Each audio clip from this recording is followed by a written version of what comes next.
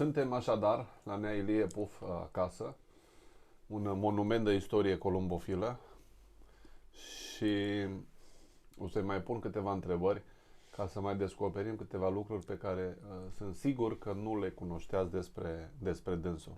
Nea Ilie, în primul rând, eu am fost curios foarte mult timp. Cum ai ajuns, matale, abonat la revista la Columbofil Belge? Știu că erai, cred că, singurul român care o primea lunar. Cutia care o vedeți și încă vreo două care sunt în dulapul ăla, sunt pline de ziarul la Vie Columbofil. La Vie Columbofil, da, nu la Columbofil Belge. Da. Am fost și la Columbofil Belge, dar avea jumate în franceză, jumate în flamandă. Da.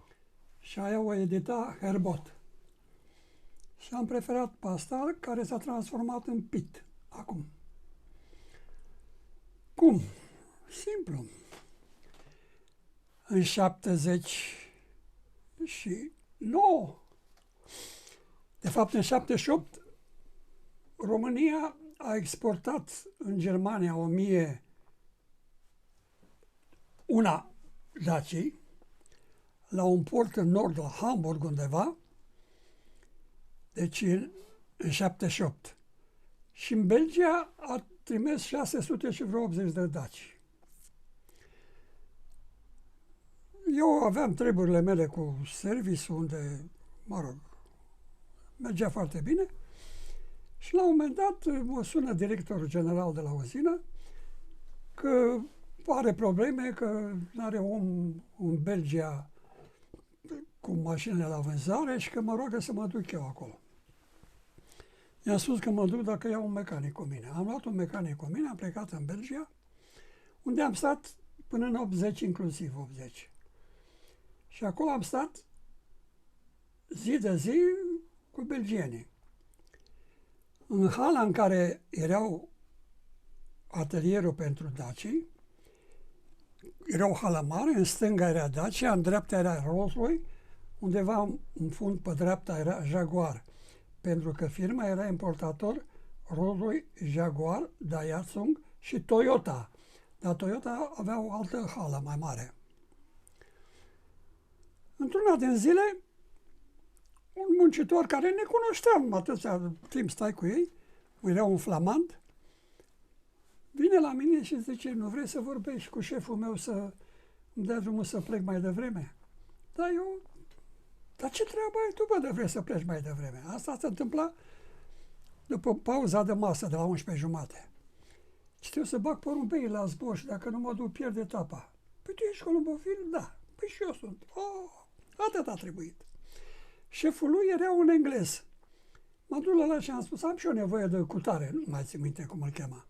Ia-l-ai. Și am plecat cu ăla. Ăla m-a băgat în viața columbofilă belgiană. Atunci l-am cunoscut pe Herbot, pentru că era din partea de est a Bruxellesului, înspre Liege.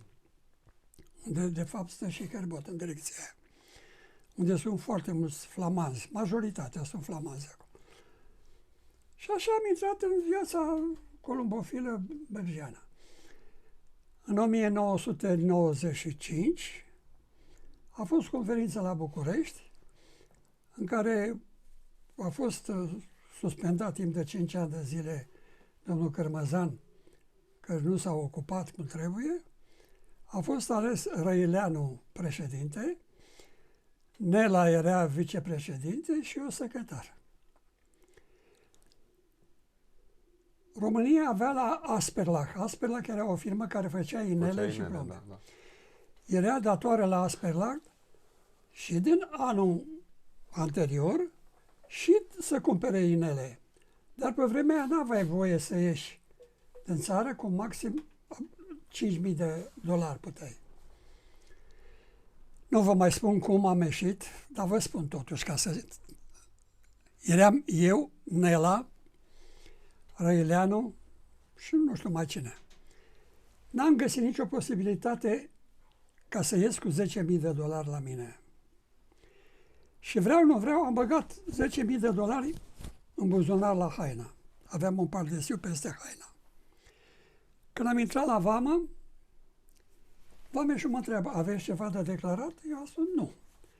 Și el se uită înapoi și de când a zis el, da, a făcut semn la unul să mă ia în primire.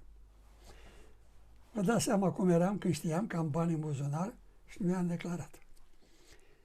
Vine un vameș în uniforma lui de vameș acolo și când mă vede, o, domnul Puf, ce plăcere, un client al meu.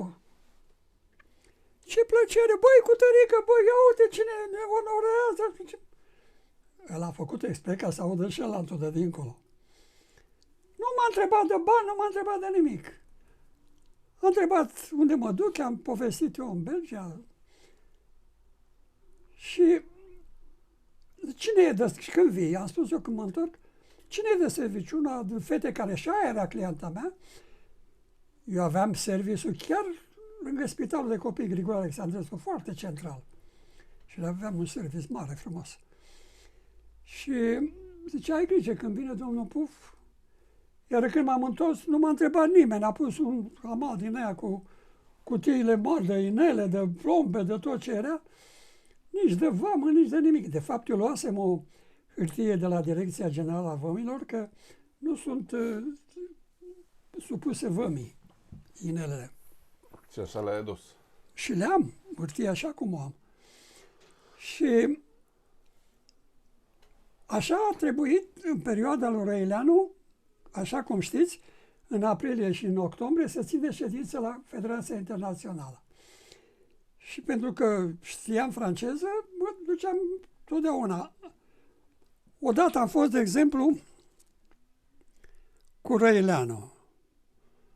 Odată am fost cu Nela. Și în vizitele astea ați descoperit revista și așa v-ați abonat? Când mergeați la FCI? Imediat vă spun.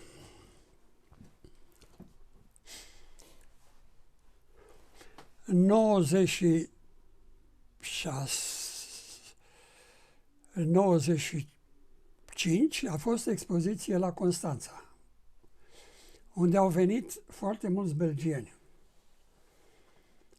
printre care și Emil de ăsta, Silvertoie. Nu, Silvertoie a fost, Emil Denis n-a fost. Și eu am vorbit cu Silvertoie, i-am dat bani, să dea lui Emil Denis să mă abonez la revista lor. Și Emil Denis mi-a trimis revista. Eu am plătit anul 96. Și Emil Denis mi-a spus să nu mai trimit bani și cât timp a fost el director, că o perioadă, Emil Denis a fost director la ziarul ăsta. Cât timp a fost el director, îmi vinea ziarul gratuit.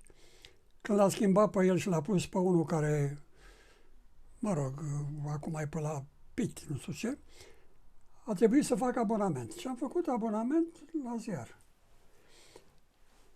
Acum hai să vă spun câteva evenimente în vizitele mele în Belgia. În Vatra Luminoasă, unde eu am casa, unde buletinul meu e Vatra Luminoasă, lângă Stadionul Național.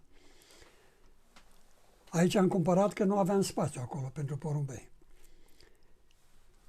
Lângă mine ședea un medic veterinar care avea un băiat.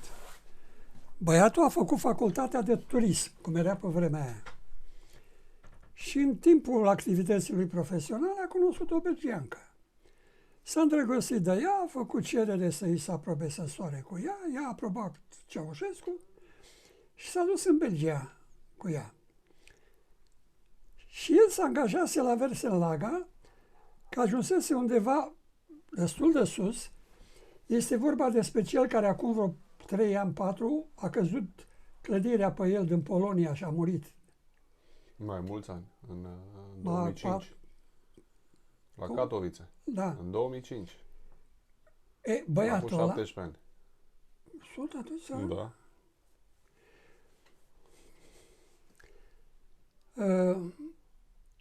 El îl cunoșteam de când era copil.